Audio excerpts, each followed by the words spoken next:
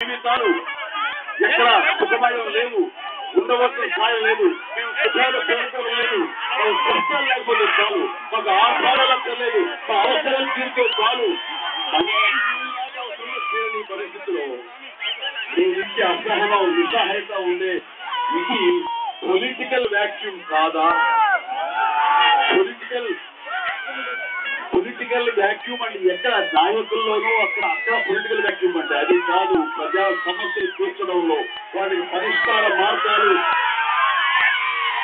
సమర్పించకుండా వాటిని ఎలాగే ఉంచేస్తూ వాటి గురించి పట్టించుకోకుండా మన నాయకులు కేంద్రంలోనో హైదరాబాద్ లోనే కృష్ణవేత్తులు కూర్చుంటున్నారే.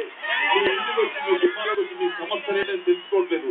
అట్లీస్ట్ మనం వాళ్ళ ఇళ్ల చుట్టూ వాళ్ళ దేశీయుల చుట్టూ వాళ్ళ దుర్మార్గులు తిరుగుతుంటే బిజీ దాన్ని కూడా మనకు సమాధానం లేదే. మరి మీలో ఉండే అసంతృప్తి శూన్యత కాదా? మీలో ఉండే ఈ అసంతృప్తి మీకున్నటువంటి అసంతృప్తి కాదా? మరి ఈ అసంతృప్తి పుట్టిందే ఒక వ్యక్తి రావాలి అనే కోరిక.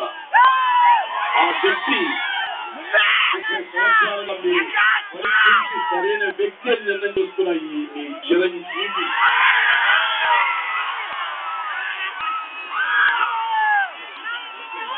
న్యాయం చేస్తాడు, మనకి బాధ్యతగా ఉంటాడు.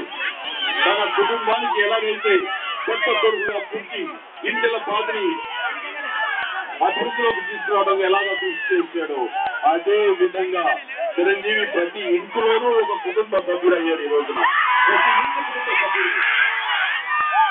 అక్కడ మహిళలు ఉన్నారంటే వారందరూ మా బిడ్డ అనుకుంటారు, యువతులు గారంటే మా అన్నయ్య అనుకుంటారు,